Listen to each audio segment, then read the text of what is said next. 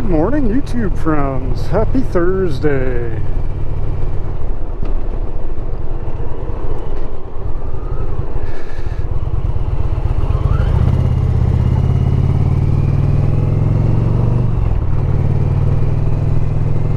Oh, let's see. Not really a whole lot to talk about today. Not a lot going on. Yesterday, I did a little work on a 2019 Softail Slim. The customer said it shifts hard when it's hot. Now, I didn't get a chance to get it hot because I've only got so much time with it. And he didn't tell me that until after I called him to let him know he needed a tire, and I'd already road tested it once. But he had replaced the clutch himself, and he must have done it right because the clutch felt fine. Everything worked the way it should. The clutch was a little bit out of adjustment, and I adjusted the clutch and replaced his rear tire for him and adjusted his drive belt because his drive belt was loose when it came in too. But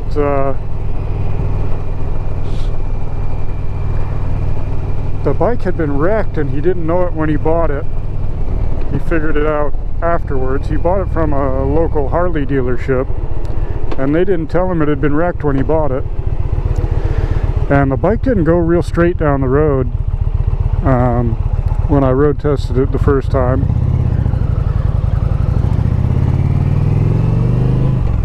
But after I replaced the tire, and adjusted the belt and got the rear wheel alignment right, it goes a lot better now. And this is the kid's first bike, and he'd never ridden a Harley before, so I assume he had ATVs or dirt bikes or something when he was younger. So I explained to him how to rev match when you downshift and things like that. So I think he'll be a little happier with it now.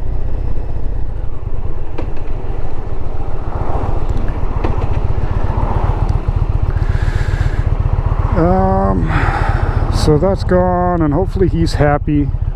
I'm sure he'll call and let us know.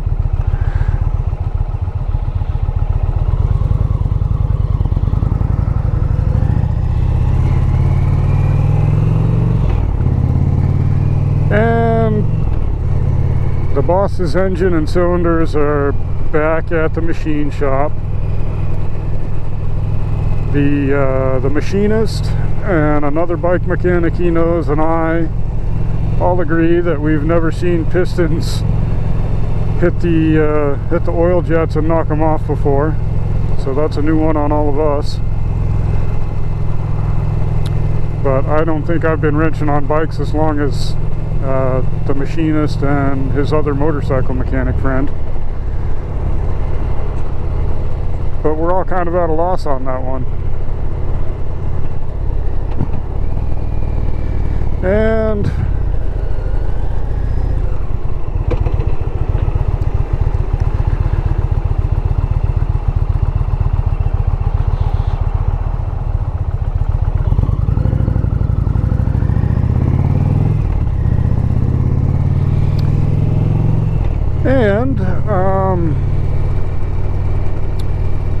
our location, our shop, is kind of not in the best part of town, and we've had a lot of problems with theft.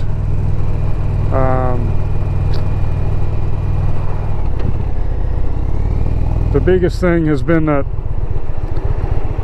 thieves get into the used tire pile and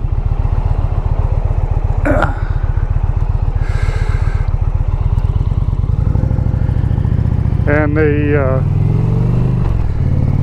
dig through and throw the used tires everywhere and make a big mess and steal whatever ones might have a little tread left that they think they can sell or put on their own bikes or whatever the hell they're doing with them. And that's been ongoing. And about a year ago, not too long after we got the dyno trailer got broken into and they stole our generator out of there. So the generator was replaced earlier this year, and in the past week there have been 3 attempts to break into the dyno trailer again. Night before last they tried to break in overnight. Over the weekend, like last Saturday, we noticed that they had tried to break into it sometime, you know, before that Saturday, and it's, you know, it's a big problem. So yesterday the boss lady went and got a bunch of cameras, because I noticed yesterday morning that they had tried to break into it again. And I put a bunch of cameras up yesterday. I'll put a couple more cameras up today. So we'll have cameras on the roll-up door and the trailer and the door to the trailer that the dyno, you know, the dyno trailer. The door to the trailer that they've been trying to break into.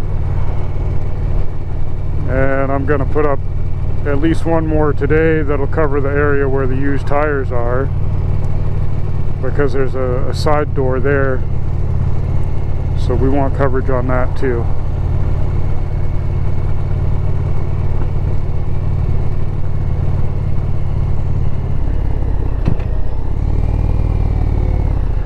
So that ain't really going to do anything to stop them, but at least we'll have video of whoever's doing it, and maybe they can get arrested. Probably not. The cops can't really do a whole lot out here anymore. And when the cops do something, the DA just fucking lets them go, so.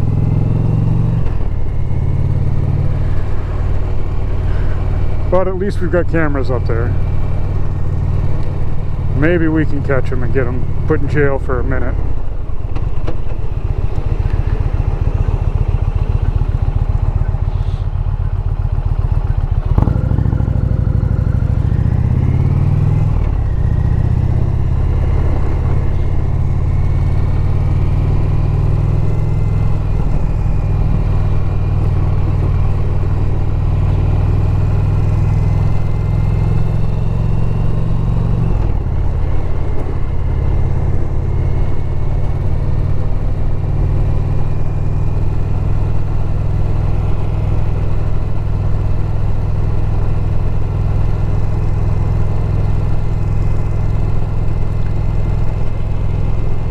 What else?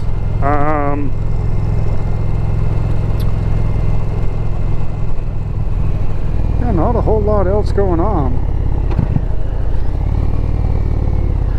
I think we're going to be surprised when we see the cameras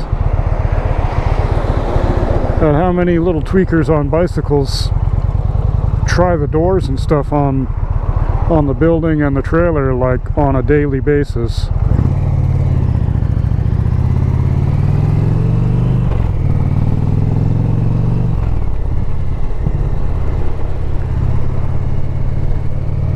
There's a diner I used to go to on a regular basis that's in a bad part of town here in Kennewick,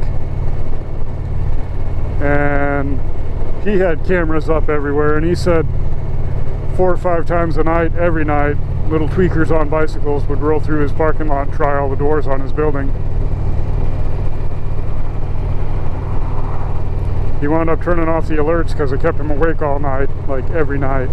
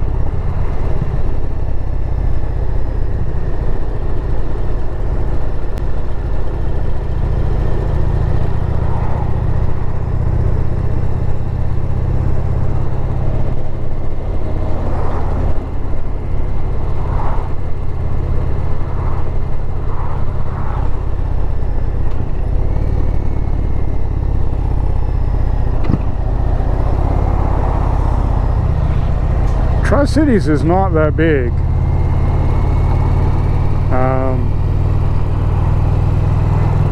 Like really not. We're kind of out in the middle of nowhere.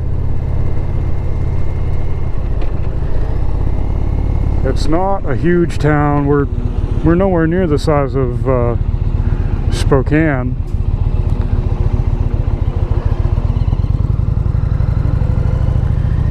But there's just homeless crackheads everywhere. It's ridiculous.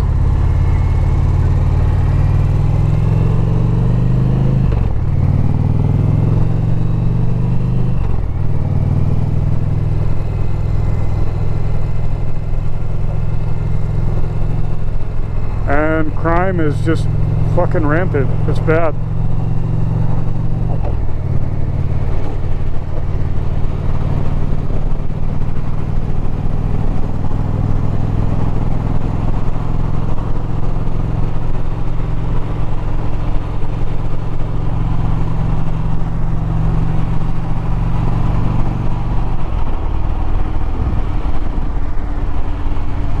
Property crime, motorcycle theft, and car theft is kind of the biggest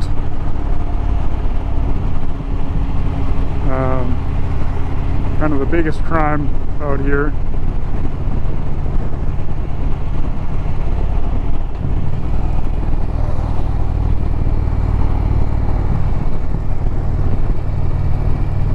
And it's because of all the homeless crackheads, or maybe even the not homeless crackheads.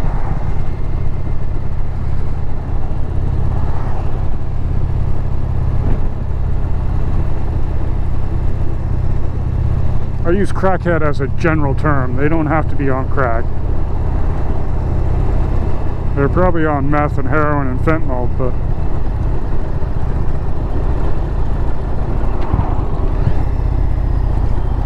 same.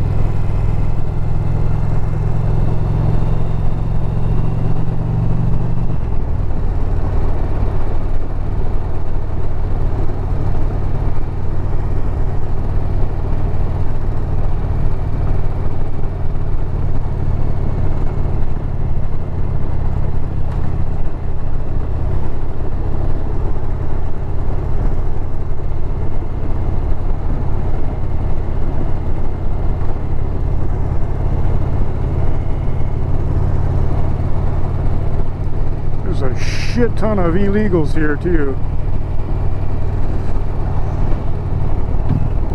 I'm sorry, undocumented migrants.